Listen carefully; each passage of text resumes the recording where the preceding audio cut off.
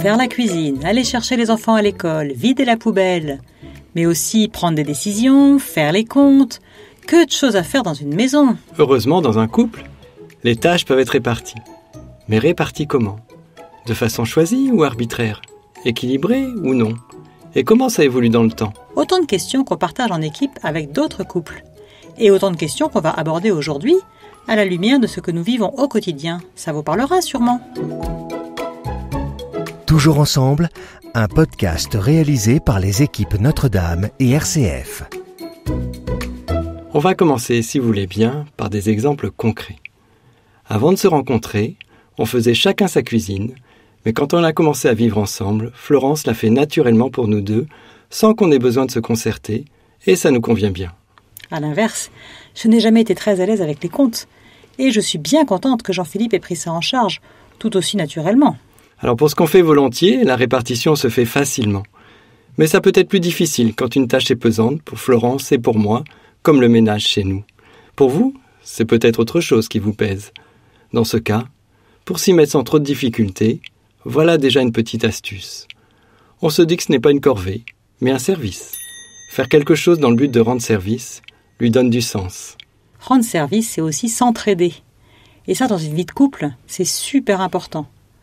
On n'a pas les mêmes talents, pas les mêmes capacités, et on n'a pas les mêmes goûts pour faire telle ou telle chose.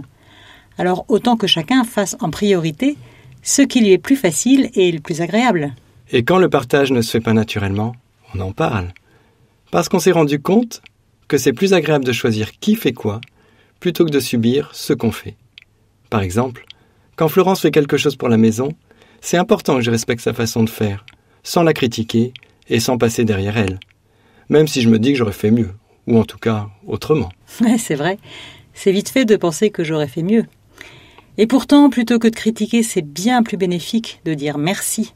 C'est super important même de dire merci et de reconnaître ce que l'autre fait. Par exemple, Jean-Philippe fait la vaisselle bien plus souvent que moi. Je me force à lui dire merci. Alors que j'avoue que parfois, j'ai plus envie de lui dire qu'il aurait pu aussi laver l'évier. Ah ça oui, si Florence me dit que l'évier est sale, je pense que ce que j'ai fait n'est pas apprécié. Que je ne suis ni remercié, ni reconnu. À l'inverse, il y a des choses qu'on aime bien faire tous les deux, ensemble ou non, comme prendre du temps pour les enfants, les conduire à leurs activités ou les aider dans leurs devoirs.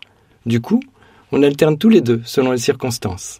Et cette répartition des tâches, ou plutôt des services, comme on l'a dit tout à l'heure, elle n'est pas figée, elle peut évoluer avec le temps. On sait tous qu'au fur et à mesure des années, les besoins du couple et de la famille changent. Et les disponibilités aussi, en fonction de notre rythme de travail, de la santé de chacun, de l'âge des enfants, etc. Ah, méfions-nous de la routine. Ce qui est important, c'est qu'on se sente bien dans la répartition des services et qu'on trouve le bon équilibre pour notre couple à chaque moment de notre vie. Mais parfois, c'est pas si simple. Parce qu'on peut penser que la répartition n'est pas équitable, que j'en fais plus que l'autre, alors que j'ai moins de temps. Ça peut être à l'origine de souffrances et même de tensions, surtout si on n'arrive pas à communiquer, à échanger là-dessus. La communication, toujours ce mot qui revient, mais elle est tellement importante. On sent aussi que l'éducation qu'on a reçue, tout comme le modèle familial qu'on a connu, oriente beaucoup l'attitude de chacun. Et ça, c'est vrai autant pour la communication que pour la répartition des rôles. Ce qu'on a vécu avec nos parents nous a influencés. De la même manière, notre façon de fonctionner en couple influencera nos enfants, et l'harmonie de notre couple sera, ou pas, un exemple pour nos enfants. On parle de façon de fonctionner, mais dans un couple on est deux, et on n'agit pas pareil. Par exemple, on n'a pas tous les deux la même exigence sur le rangement, la propreté, et les attentes différentes de l'un ou de l'autre peuvent devenir source de conflits. L'un se plaint des chaussettes de son conjoint qui traînent, alors que l'autre ne voit même pas le problème.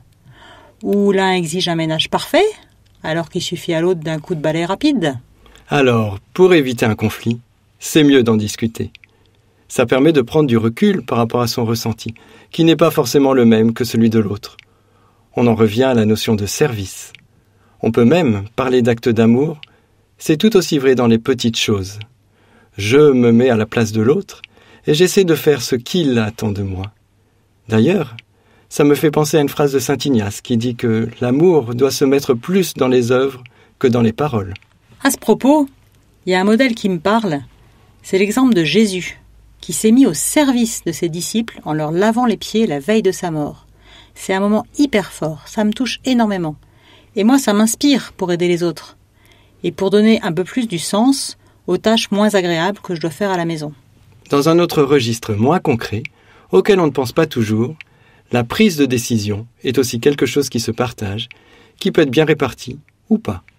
Qui prend les décisions dans votre couple ? Probablement pas la même personne selon les décisions. Dépenses, éducation, vacances, etc. Mais est-ce qu'on pense tout de même à écouter l'autre et à se mettre d'accord avec lui ? À prendre en compte sa parole, ses idées ? Et inversement, comment je vis que l'autre décide plus que moi dans certains domaines ? C'est pourquoi, une fois de plus, on va vous redire que l'important, c'est de faire le point, de temps en temps, et de se parler en toute transparence pour éviter les non-dits.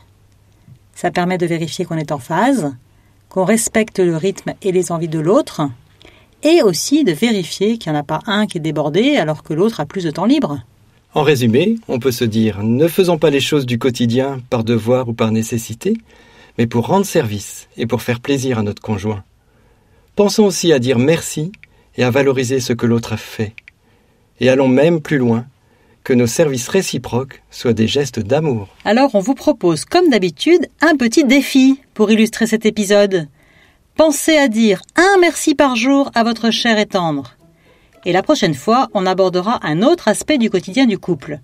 Comment parler de l'autre, de soi ou du couple, en utilisant le bon pronom, en exprimant ses besoins tout en laissant sa place à l'autre. Bref, comment utiliser correctement les pronoms on, je, tu et nous.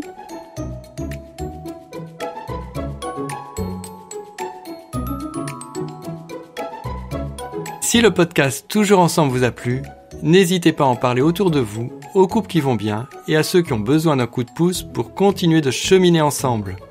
Retrouvez Toujours Ensemble sur rcf.fr, YouTube et toutes les plateformes de podcasts.